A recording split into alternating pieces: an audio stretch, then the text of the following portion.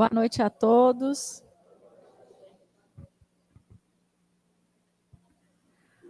Que Jesus possa nos abençoar, que estejamos tranquilos, com os nossos corações apaziguados nessa noite. Como nosso colega Márcio disse, que a gente possa abrir os corações e as mentes, porque nós somos só o meio. A mensagem é sempre da espiritualidade amiga que conduz os trabalhos da casa. Nós vamos fazer essa ponte entre a mensagem que eles querem trazer, com certeza, para cada coração que está aqui essa noite. Agradecer ao Márcio pelo convite. E vamos dar início, então, ao nosso estudo, que a gente vai conversar sobre o despertar da consciência. A página inicial, ela trouxe uma ideia do que a gente vai conversar aqui, porque ele fala, desperta, ó tu que dormes. Esse despertar da consciência, ele tem pelo menos duas etapas. Uma delas é a que a gente vai conversar aqui, porque a outra não nos é dado saber mais informações. Então vamos lá. Etimologicamente, essa palavra, ela tem um significado bastante amplo. Então nem a ciência consegue hoje dizer exatamente o significado de consciência. Só que, sem dar spoiler, a doutrina espírita nos traz exatamente o que é. E a gente vai ficar sabendo hoje aqui. A gente pode, inclusive, divulgar para os nossos amigos aí de fora que não sabem o que é, e nós temos a resposta, graças a Kardec, por conta do seu trabalho, por conta da sua investigação, né, aquela dedicação toda que ele teve em se desdobrar, se debruçar aos ensinos, para trazer essas obras que hoje nós nos inspiramos, estudamos, que são guias para a nossa vida. Então, essa palavra, ela tem um conceito, digamos, amplo, e ela significa um conhecimento, um saber em conjunto. Então, quando a gente fala de consciência, a gente fala de algo que é individual e coletivo ao mesmo tempo. E essa consciência, esse saber em conjunto, apesar da gente não ter o significado da ciência, esse significado mais profundo, com essa ideia de saber em conjunto, de conhecimento, a gente já começa a ter umas pistas para a gente poder avançar. O que seria, então, esse enigma do despertar da consciência? O que seria esse estado de consciência que todos nós que estamos encarnados temos? Será que todos nós estamos com a nossa consciência desperta? Qual seria esse movimento que precisa ser feito para que esse despertar aconteça? Kardec perguntou aos espíritos sobre a nossa origem, enquanto espíritos, quando se deu, como isso foi. E os espíritos responderam que é um mistério. Então, nós não sabemos quando foi a nossa origem. Mas a gente pode imaginar que, em algum momento, esse princípio inteligente teve a sua primeira encarnação. Então, nós saímos do reino animal, os nossos animais, eles não têm a consciência que nós temos. Eles trabalham por instinto. Já nós, seres humanos, nós temos essa consciência. Nós sabemos que nós somos nós. E esses irmãos, ainda do reino animal, eles não têm a consciência de si. Um animal, quando tem fome, ele come por instinto. Ele vai, por exemplo, um cão, ele vai ao comedouro e come a sua ração. Eu, Renata, quando tenho fome, eu vou pensar, eu quero uma pizza, eu quero um hambúrguer, eu quero uma salada. Então, a minha fome não é como a do cão, que ele vai e mata a sua fome. A minha fome passa por outros lugares. Dependendo do meu estado de espírito, eu vou comer uma salada. Dependendo do meu estado de espírito, eu vou comer uma pizza. Então, essa é a diferença da nossa consciência. Nós fazemos escolhas conscientes. Nem sempre. mas é a nossa busca. Então, quando a gente está ali por volta do 0 aos 18 meses de idade, a gente também não sabe muito bem quem nós somos.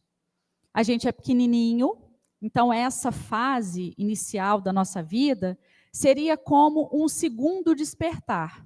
Porque o primeiro a gente não tem notícia, né? Os espíritos disseram que então é um mistério, a gente só sabe que em algum momento isso aconteceu. Mas a gente tem notícias disso. A gente pode reparar, por exemplo, quando a gente acorda de manhã. E, obviamente, como isso se repete todos os dias, muitas vezes a gente não se dá conta que aquele ato de despertar de manhã é um despertar da consciência.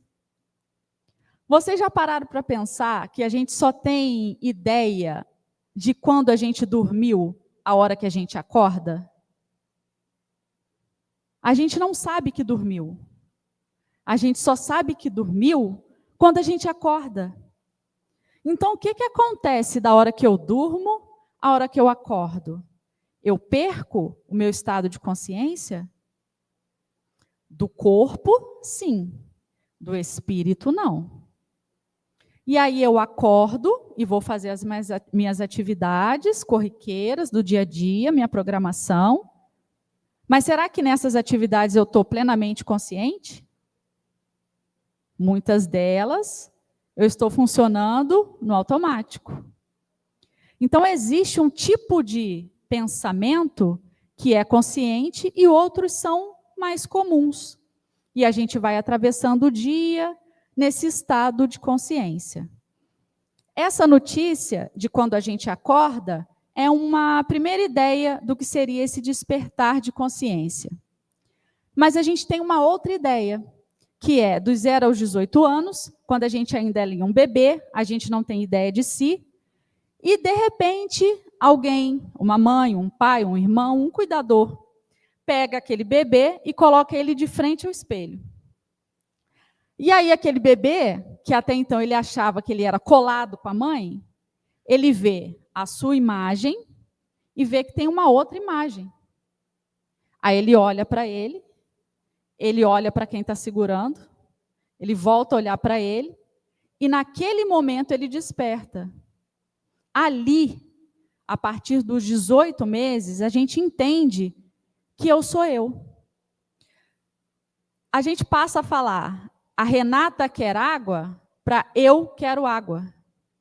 Todo bebê começa a repetir o que a gente fala. Renata quer água? Renata quer água. Por quê? Porque a Renata não sabe que a Renata é eu. Quando a Renata passa dos 18 meses para frente, aí Renata começa a sair de Renata para eu quero água, eu não dou, eu não quero. Geralmente é o não, né? A criança sempre está ali fazer exercício da paciência dos pais. Então, eu não quero, eu não quero, eu não quero. Mas ali ela começa a entender que ela é ela. Nesse momento, nós despertamos a nossa consciência para esta encarnação. Qual é a nossa proposta? Compreender o que seria esse despertar de consciência, o que seria esse estado de consciência encarnado. Avançamos, entendemos então que a gente tem um saber em conjunto, que essa consciência ela é algo individual e que depende de um outro. Eu sei que eu tenho consciência de mim a partir dos 18 anos, agora 18 meses, agora tem um ponto importante. Eu só sei que eu sou eu porque tem um outro. E isso é muito importante. Eu só sei que eu sou eu nesta encarnação, porque eu identifico alguém além de mim naquela imagem. E ali eu começo a estabelecer algumas relações. Eu com a mãe, eu com o pai, eu com a avó, eu com o irmão. Essa identificação, ela é fundamental para a constituição da nossa consciência. Porque se eu não identifico que tem um outro, eu entro num processo de inconsciência. Aí a gente começa a perceber que aquela ideia do saber em conjunto não está tão longe assim do que seria a consciência. Porque se a consciência é um saber em conjunto, é porque eu preciso estar junto com alguém. Toda vez que a gente faz alguma coisa que não é muito legal, a nossa consciência fica pesada. Por quê? Porque eu não fiz alguma coisa que era muito legal, porque envolvia alguém. A nossa consciência, ela está sempre ligada ao outro. Esse outro, ele vai caminhar conosco o resto da nossa encarnação. Inclusive, essa proposta do Evangelho de Jesus, que é o Evangelho para que a gente ame o próximo como a nós mesmos, indica que esse próximo, ele vai estar conosco até o final. Nós somos interdependentes desse próximo para a nossa própria evolução. Por isso é tão importante esse ponto inicial da questão da consciência. Eu identifico que eu sou eu, porque eu vejo o outro. E aí a gente vai avançando. A filosofia, ela diz uma coisa que é bastante interessante. Inclusive, a gente teve alguns filósofos clássicos que participaram da codificação. Ela diz o seguinte, que a consciência se dá pelo contraste. A consciência se dá pelo contraste. Então, vamos lá, vamos construir um raciocínio juntos. Nós entendemos que eu sou eu, e que tem um outro. Aqui já há um contraste. Eu sei que existe o claro, porque tem o escuro. Eu sei o que é certo, porque tem o que é errado. Eu sei o que é o bem, porque tem o que é o mal. Então, a consciência, ela concebe todas as coisas pelo contraste. Eu sei que eu sou eu, porque tem o outro. E esse contraste, essa diferença, é que vai nos dar as condições para o nosso despertar. Porque a gente imagina um dia que não tem a noite, só um dia eterno. Como nós vamos dormir? Só pelo cansaço físico. Porque mentalmente a gente não vai se conectar que está na hora. Está dia. Então existe um processo que é biológico, que depende da noite, para que aquilo aconteça. Por isso esse contraste. Isso é consciência. É estar consciente do dia, estar consciente da noite. Mas isso são as coisas mais superficiais. São as coisas que acontecem com todos nós. O grande chamado do Evangelho, que estava na página, inclusive na carta aos Efésios, é para que a gente desperte para as coisas superiores.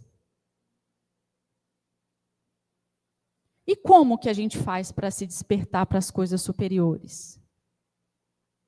O primeiro passo nós já demos, porque escolhemos estar aqui nesta noite para conversar sobre esse tema. Vamos escolher semana que vem estar aqui novamente para ouvir o próximo tema. Esses processos, essas escolhas que fazemos, são escolhas conscientes. Mas nem sempre a gente faz escolhas conscientes. Existem algumas coisas que interferem no nosso caminho e que a gente vai ouvir o que Paulo disse, para a gente entender alguns porquês que nos atrapalham nesse processo da escolha consciente. Ok, eu sei que então eu tenho esse saber coletivo, que a minha consciência é algo que é individual, mas que também depende do outro. Eu entendi, eu sei que eu sou eu porque tem um outro, e eu também entendi que a consciência se dá pelo contraste. Então, eu sei o que é certo e errado, eu diferencio o bem do mal. E esse tema do bem e do mal, ele é um tema que nos aproxima muito das nossas necessidades mais íntimas. Porque nós queremos o bem. Todos nós desejamos o bem. Todos nós desejamos o bem-estar, o nosso bem-estar, o bem-estar daqueles que amamos. Quando fazemos um projeto de caridade, nós desejamos o bem para todas aquelas pessoas que serão atendidas. Esse tema do bem e do mal, ele está presente o tempo todo. Inclusive, ele direciona a nossa consciência para as nossas escolhas. Os nossos processos conscientes são direcionados pelo bem e pelo mal. Eu posso não estar com muita vontade de acordar cedo na segunda-feira, mas pelo bem da minha família, eu vou levantar e vou fazer o que tem que ser feito. As nossas escolhas nem sempre são pelo nosso conforto, mas são pelo bem. E assim nós vamos caminhando, diferenciando pela nossa consciência o que é o bem e o que é o mal. Ok. Então, nós sabemos que na nossa consciência existe um sensor. E esse sensor nos diz o que é o bem e o que é o mal. O que será esse sensor que diz o que é o bem e o que é o mal? Quando nós precisamos decidir por fazer algo certo e não fazer algo errado, quem diz o que é certo e o que é errado? O que é bom para mim? O que é bom para você? O que é certo para mim? O que é certo para você? Quem que diz? A nossa própria consciência. Ela diz, ela guia. E o que ela guia? Quem é esse guia que está lá? Kardec já disse, na pergunta 621, onde está escrita a lei de Deus? Na nossa consciência. Aí começa a complicar um pouquinho. Porque até então, eu achava que eu tomava as decisões por mim. Então, sou eu que estou tomando as decisões. Consciência é minha. Então, na minha consciência está escrita a lei. Lei, regimento, governo, ordem. A lei trata disso, de dar cumprimento a alguma coisa. Precisamos cumprir essa lei. A lei do trânsito é fácil cumprir. Eu sei que eu não posso avançar no sinal vermelho porque é a vez do outro passar. Ponto. Agora, significa que porque tem uma lei, eu sempre vou seguir? Se fosse assim, não haveria acidente no trânsito. Existe a lei. Mas existem aqueles que escolhem não seguir a lei. Ela está ali, ela está posta. Cabe a mim seguir ou não. E a lei de Deus? Da mesma forma. Por quê? Porque somos livres. Somos livres. Não é porque existe uma lei que rege a nossa consciência, que diz o que é certo e errado, que diz o que é o bem e o que é o mal, que eu vou seguir. E aqui começa o problema, porque Deus poderia ter feito o quê? Não deixar a gente livre, dizer exatamente o que a gente tinha que fazer e ia ficar fácil. Pronto, a gente vai por aqui. Mas não é essa a proposta, né? A proposta é da individualidade, do crescimento, para que a gente aprenda. A fase dos 0 aos 18 meses é uma fase guiada, onde os pais, os cuidadores, precisam fazer tudo por aquela criança. Nós nascemos em desamparo total, totalmente dependente. A gente chega no mundo assim, dependendo de alguém. Se não tiver alguém para cuidar, nós não ficamos aqui. Mas isso vai até um tempo.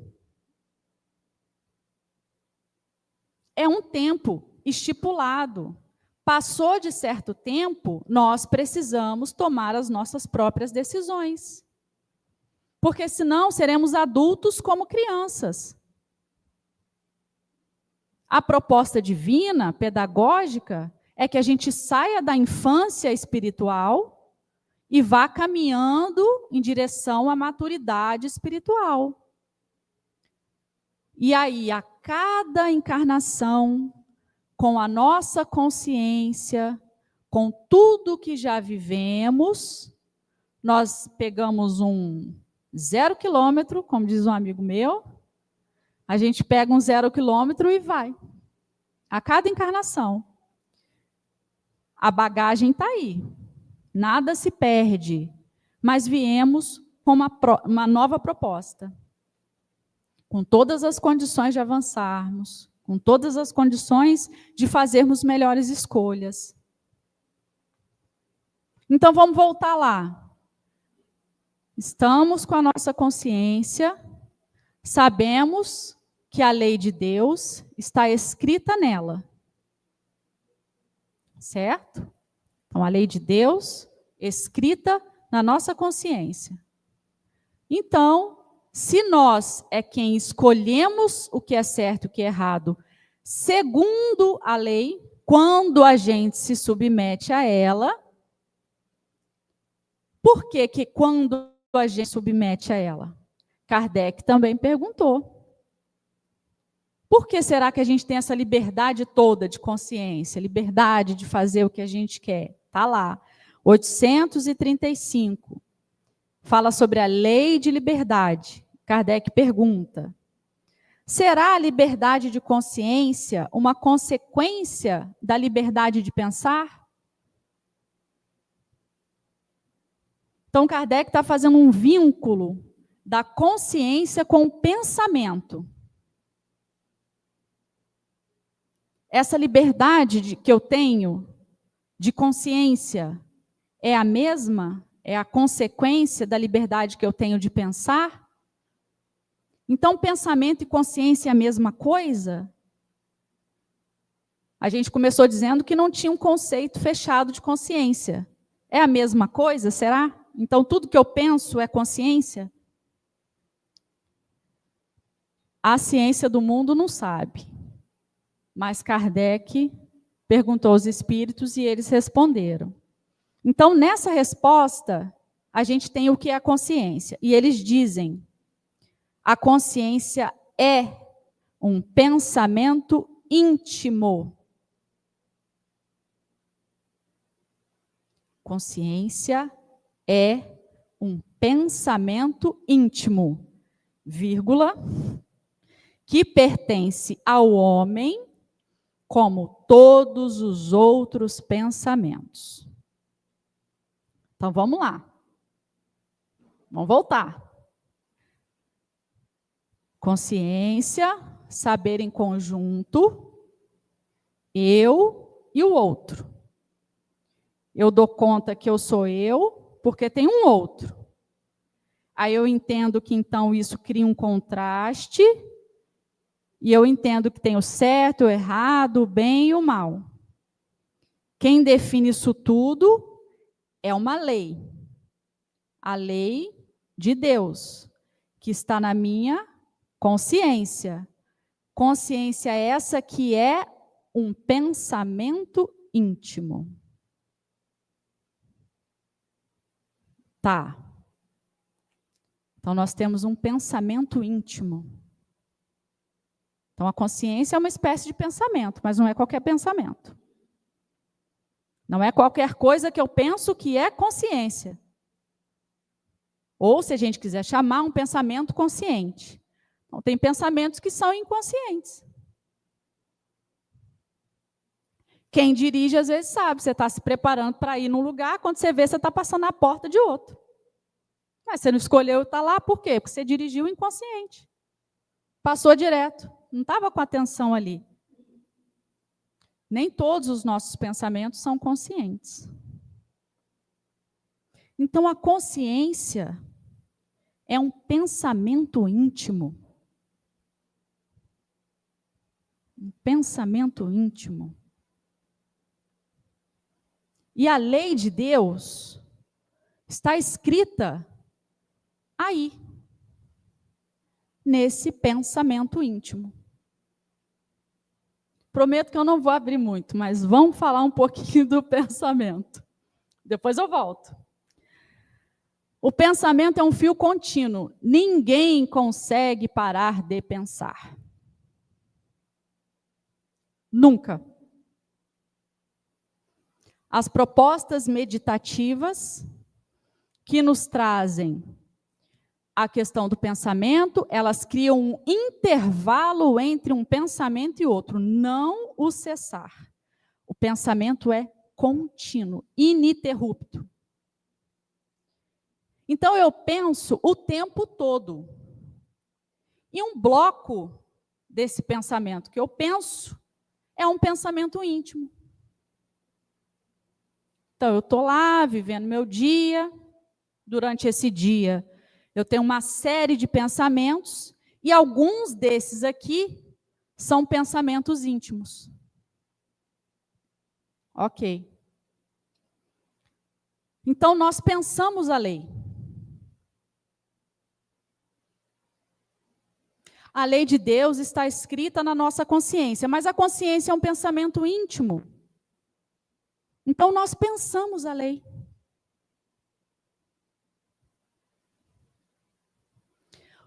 O que nós precisamos fazer?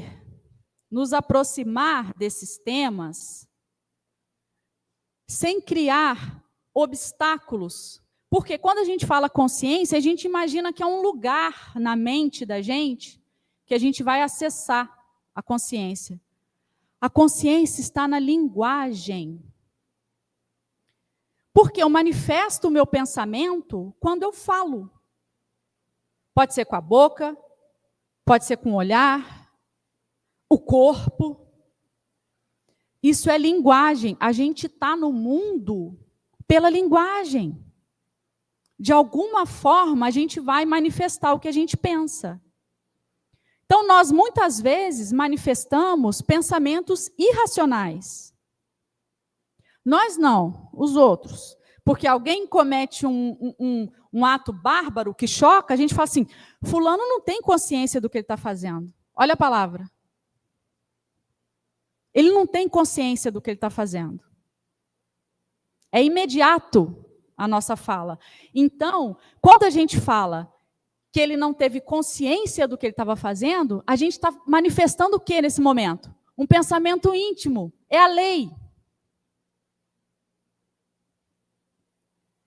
A lei de Deus, ela não está num lugar lá no fundo no nosso pensamento, ela está na ponta da nossa língua. Ela está acessível o tempo todo para que a gente manifeste essa lei de Deus, que decide, que define o que é certo e errado, que pontua para onde devemos seguir. O tempo todo. Então, ok. Consciência. Certo e errado. Quem define o que é certo e errado é a lei. A lei está na minha consciência. A consciência é um pensamento íntimo. E eu manifesto esse pensamento íntimo quando eu falo, quando eu me comunico. Então, a lei está em nós. O tempo todo. Será que então nós temos dificuldade de compreender o que é consciência, ou nós temos dificuldade de compreender o que é a lei?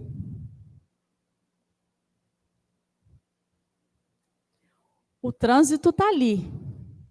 A lei está ali. Eu sei que eu corro risco. Por que eu não sigo a lei? E aí, quando a gente fala do tema despertar da consciência, o nosso problema não é a consciência, é se submeter à lei, porque quando eu me submeto à lei, eu desperto a minha consciência.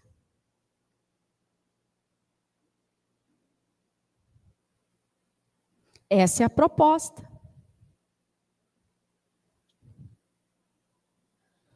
Nós manifestamos esse pensamento íntimo toda vez que nós ativamos essa lei, que nós colocamos esse sensor em ação. Principalmente deveríamos fazer isso quando nós estamos em ação, porque geralmente a gente coloca o sensor para avaliar as ações alheias, que é mais fácil a gente achar o erro do outro do que achar o nosso. Então, nós colocamos a atenção nas nossas ações e definimos o que é certo e o que é errado. E eu vou manifestar esse pensamento íntimo, essa lei que sai de mim pela minha linguagem. Então, eu falo a lei. Mas não é falar a lei como um juiz, como um promotor, como pessoas que trabalham com a justiça. Não é essa forma de manifestar a lei que Jesus fala no seu evangelho. Não é sobre isso. É uma outra forma de perceber essa lei. Porque quando a gente compreender a lei e se submeter a essa lei, nós despertaremos a nossa consciência. Isso é uma medida. Quanto mais eu compreendo a lei, mais eu desperto a minha consciência. Claro que o planeta Terra está numa transição. Essa transição, que ele está de planeta de provas e expiações e vai passar para mundo de regeneração, o mundo de regeneração é um mundo onde prevalece o bem. Ainda não será puro bem, mas vai prevalecer o bem. Um pouco diferente do que a Terra está hoje. Mas ela estará no início da regeneração. Não é regeneração plena. Vai ser o início. Então, nós já podemos experimentar o que seria estar num planeta onde o bem prevalece. Só que é complicado, né? Porque tem o próximo. Às vezes, se tivesse só eu, tudo fazendo a minha vontade, sendo tudo do jeito que eu gosto, ia ser mais fácil. Mas tem o próximo, e o próximo vai estar juntinho. Eu preciso desse próximo. Não vai descolar. Como que a gente faz, então, para compreender essa lei? A gente faz igual a escola, que tem lá, na aula de português. Dá um texto na prova, tem lá o texto, aí tem as perguntas de interpretação de texto e as perguntas de compreensão de texto. Né? Compreensão, que você entendeu, tem que estar no texto. Interpretação, o que você acha. Você tem mais liberdade, não é? Então, é assim que a gente vai interpretar a lei. Talvez a lei dos homens, a gente ache um jeitinho, né? Na interpretação. Os advogados trabalham nisso. Ó, esse aqui está errado. Não, mas esse aqui a gente pode puxar para cá. Esse aqui a gente tem uma chance aqui. E aí ele vai, interpretando a lei. Como que a gente interpreta a lei de Deus? Como? Teve um colega nosso que perguntou para Jesus. Aí vai ficando fácil, né? Que a gente não tem acesso direto, mas ele perguntou. Está lá no Boa Nova. Assim como muitas vezes essas perguntas passam batidos por nós, será a liberdade de consciência uma consequência da liberdade de pensar? Muitas vezes essa pergunta passa batido, né? Liberdade de consciência. A consciência é um pensamento íntimo que pertence ao homem com todos os outros pensamentos. Né? Próxima. Esse texto aqui também a gente faz isso com ele. Porque a gente está tão ávido em confirmar a reencarnação para aqueles que não são espíritas, que a gente pega esse trecho e fala assim, aqui, ó. Está aqui, Jesus falou para Nicodemos que tem que nascer de novo. A gente foca só nessa parte. Mas olha o que Jesus falou para Nicodemos. Ele perguntou assim. Lembra que a gente está falando da lei. Então, a gente está agora, caminhou da consciência, chegamos na lei. Mestre, bem sabemos que vindes de Deus, pois somente com a luz da assistência divina poderíeis realizar o que tendes efetuado, mostrando o sinal do céu em vossas mãos. Tenho empregado a minha existência em interpretar a lei, mas desejava receber a vossa palavra sobre os recursos de que deverei lançar mão para conhecer o reino de Deus. Então, Nicodemos estava fazendo uma pergunta para Jesus, porque ele queria conhecer o reino de Deus, e ele não encontrava resposta na lei. Mas ele interpretava como ninguém, e mesmo assim não achava. Aí Jesus, sendo Jesus, bondosamente esclareceu. Aí primeiro eu vou ler só uma frase, depois eu continuo ela, só para a gente poder... Ele disse assim, primeiro que tudo, Nicodemos, não basta que tenhas vivido a interpretar a lei. Então, Nicodemos perguntou para Jesus, disse que se dedicou até aquele ponto da vida dele a interpretar a lei, mas que ele queria saber o que ele precisava fazer para conhecer o reino de Deus. Primeiro que tudo, Nicodemos, não basta que tenhas vivido a interpretar a lei. Antes de raciocinar sobre as suas disposições, deverias ter-lhe sentido os textos. Ponto. O que Jesus está dizendo para Nicodemos? Nicodemos, precisa passar pelo coração. Se não passar pelo coração, não adianta. Vai ficar interpretando a lei. Vai pegar o livro dos Espíritos, vai ler da pergunta aí 1 até ao final, interpretando as perguntas do livro dos Espíritos. Vai pegar o Evangelho, vai ler do capítulo 1 até o último capítulo, interpretando as palavras do Evangelho. Vai pegar a Bíblia, o Novo Testamento, o Antigo Testamento e vai interpretar as palavras. Nós estamos, até hoje, 2024, interpretando o que Jesus disse. Moisés trouxe lá os 10 mandamentos. A gente sabe de cor. Por quê? Porque a gente está interpretando os mandamentos. Porque a gente não já entendeu que o pensamento é direto e o próximo vai estar coladinho? Por que eu não amo o próximo? Se eu já interpretei a lei. Ué, está lá. Falou que é para eu amar. Porque não é pela interpretação. Antes de raciocinar sobre suas disposições, deverias ter-lhe sentido os textos. Então, nós precisamos ativar o nosso sentimento.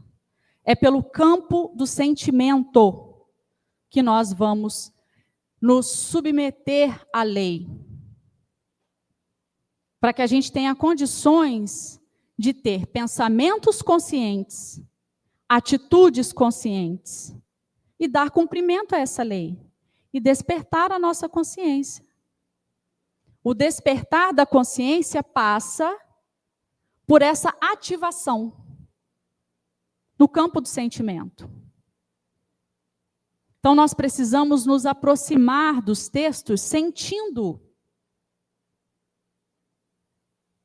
Não balançar a cabeça quando diz que é Deus, a causa primária de todas as coisas. A causa primária de todas as coisas. Não. Causa primária? O que é causa primária? O que é causa? Inteligência, suprema inteligência. O que é inteligência? E sentir isso. Não ler como se já soubesse, interpretei, eu sei o que é inteligência. Inteligência é um processo cognitivo que... Não. O que é? Como é que acontece dentro de mim a inteligência? Se eu tiver 100, o que acontece? Para eu começar... eu não sei o que é Deus. A gente não para sentir. A gente quer interpretar a causa primária. Aí a gente vai ter mais dificuldade, aí são mais encarnações. E a gente perdendo o nosso tempo, às vezes, discutindo teorias e teorias e teorias, e quem está com a verdade, quem não está. Tem guerra até hoje para discutir qual é o local sagrado. O local sagrado está aqui. Está no coração de cada um. Não tem localização geográfica de Terra Santa. A Terra Santa é cada um. A lei não está na Torá. A lei está no pensamento íntimo de cada um. Nós andamos com a lei. Nós manifestamos a lei de Deus.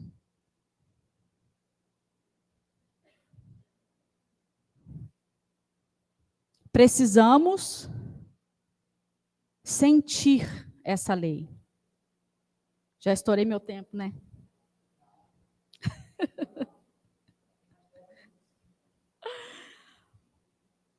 Então, vamos lá. Para a gente encerrar. Eu entendi que a consciência é um saber em conjunto. É um conhecimento em conjunto. E a partir desse conhecimento em conjunto, eu identifiquei que eu sei que eu sou eu, porque tem um outro. Nesse momento eu percebi que a consciência se dá no contraste. E o contraste fundamental do Evangelho é o bem e o mal. O bem e o mal, quem define o que é uma lei. Não é qualquer lei, é a lei de Deus. E essa lei está escrita na consciência. E a consciência é um pensamento íntimo. E eu manifesto esse pensamento íntimo com a linguagem, o tempo todo. E eu entendi que a minha dificuldade, então, não é de perceber a minha consciência, é de me submeter à lei. Porque eu passo mais tempo interpretando a lei do que sentindo a lei. Aí teve um colega nosso também, que a gente faz igualzinho a gente fez com a passagem de Nicodemos. Eu não vou ler o resto para a gente não se alongar, mas é aquela passagem que ele fala para Jesus, né? Que Jesus fala para ele que precisa nascer da água e do Espírito. É do livro Boa Nova, esse diálogo. E a gente faz com essas páginas aqui, tal e qual fazemos com os outros textos. A gente interpreta a série Fonte Viva. A série Fonte Viva é para abrir reunião. Para abrir reunião, para eu fazer meu evangelho no lar. É para isso. Só que não. Aqui, igual qualquer outro texto evangélico, é um texto de ensinamento profundo. Então, a gente tira daqui, a gente vai tirar a passagem de Paulo e vai ver o que Emmanuel conseguiu criar em 3 páginas sobre um trecho do que Paulo falou. E a gente coloca a obra só para abrir a reunião. Não podemos. Nos nossos lares, nós devemos meditar sobre essas páginas. Quando Paulo escreveu a carta aos Romanos, Roma vivia um contexto político bem complicado. Roma não estava legal. Era Nero, começou muito bem, depois foi complicando um pouquinho, virou um imperador tirano, todo mundo sabe a história. Então, Roma, que era o berço da cultura, tudo que tinha de melhor, mas se complicou naquela época. E aí Paulo escreveu, em uma das cartas, ele disse assim: acho então esta lei em mim. Quando quero fazer o bem, o mal está comigo. Então, ele resumiu aqui, nessa frase, os 50 minutos que eu estou tentando aqui interpretar com vocês, e depois cada um de nós vai sentir o que tiver que sentir a partir dessas páginas. Então, acho então esta lei em mim. Quando quero fazer o bem, o mal está comigo. Nós já sabemos o que é o bem, pelo menos o que é o bem para nós. Porque o bem, ele também é subjetivo, cada um tem uma ideia do que é o bem. Assim como a lei. Cada um interpreta a lei à sua maneira. Então, eu interpreto o que é o bem à minha maneira. E aí eu tenho umas dificuldades, cada um de vocês tem outras dificuldades. E Emmanuel falou o seguinte: os discípulos sinceros do Evangelho, à maneira de Paulo de Tarso, encontram grande conflito na própria natureza. Por que na própria natureza? Porque a consciência está na nossa constituição, é natural, não está fora. Então, esse conflito, mas só quem for discípulo sincero. Se não for sincero, não vai estar aqui. A consciência nem dói quando a gente não está desperto. A consciência nem dói, a gente faz uma série de coisas e fala assim, mas fulano estava errado mesmo, precisava mesmo, né?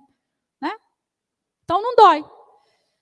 Quando eu ativo o modo sincero, modo Paulo de Tarso, apertei o botão, modo Paulo de Tarso, aí eu entro em conflito. Aí eu vou me questionar. Pisei na bola? Foi demais? Devia ter falado? Devia ter calado? Aí eu vou ativar. Quase sempre são defrontados por enormes dificuldades nos testemunhos. Quem ainda não passou, quem não está passando por dificuldade, ou já passou, ou vai passar. Se já passou, glória a Deus. Não tem como fugir. No instante justo, quando lhes cabe revelar a presença do divino companheiro no coração, eis que uma palavra, uma atitude ligeira os traem diante da própria consciência, indicando-lhes a continuidade das antigas fraquezas. Então, nós trazemos a nossa bagagem, ativamos a nossa consciência e manifestamos, ora, pensamentos da lei e ora, qualquer outro tipo de pensamento. E é esse qualquer outro tipo de pensamento que trai a gente, que na hora que você deve calar, você fala. Na hora que você deve falar, você cala. É isso daí. Então, todos nós passamos por isso. A maioria experimenta sensações de vergonha e dor. Esse momento da vergonha e da dor é o momento que a gente ativa a lei.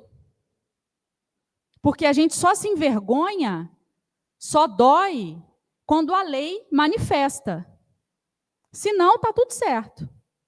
Alguns atribuem as quedas à influenciação de espíritos maléficos e geralmente procuram o inimigo no plano exterior, quando deveriam sanar em si mesmos a causa indesejável da sintonia com o mal.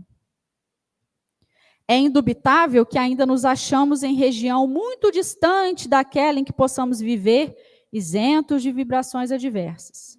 Todavia, é necessário verificar a observação de Paulo em nós próprios. Qual é a observação de Paulo? Acho, então, esta lei em mim. Quando quero fazer o bem, o mal está comigo. Então, já temos as pistas do que é a consciência, de onde ela está, como ela se manifesta e o que nós precisamos fazer para despertá-la, nos submeter à lei. Interpretando a lei? Não. Sentindo a lei. E aí, Alta de Souza nos indica, numa poesia muito bonita, está lá em Parnaso de Além Túmulo, para quando tiver difícil se submeter à lei, né? 7 dias na semana, às vezes 6 a gente se submete, 1 não. Então, para aquele 1 dia difícil, só aquele 1 diazinho,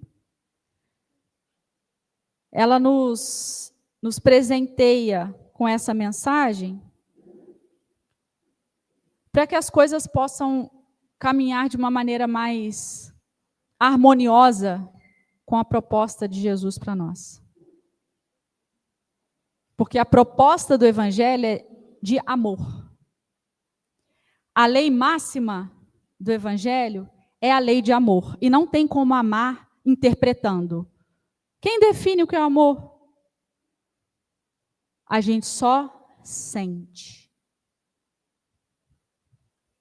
Então, para que a gente sinta, ative esse modo Paulo de Tarso, de sentir a lei, porque ele saiu de um máximo interpretador da lei, doutor da lei, e foi lá para o outro extremo.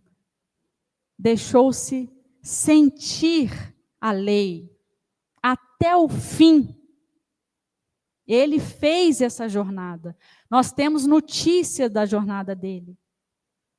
Podemos nos inspirar. Assim como com a poesia da Alta de Souza. E ela diz assim: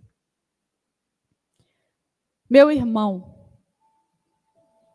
tuas preces mais singelas são ouvidas no espaço ilimitado, mas sei que às vezes choras consternado ao silêncio da força que interpelas. Volve ao teu templo interno abandonado, a mais alta de todas as capelas, e as respostas mais lúcidas e belas hão de trazer-te alegre e deslumbrado. Ouve o teu coração em cada prece. Deus responde em ti mesmo e te esclarece, com a força eterna da consolação. Compreenderás a dor que te domina, sob a linguagem pura e peregrina da voz de Deus em luz de redenção. Que Jesus nos abençoe.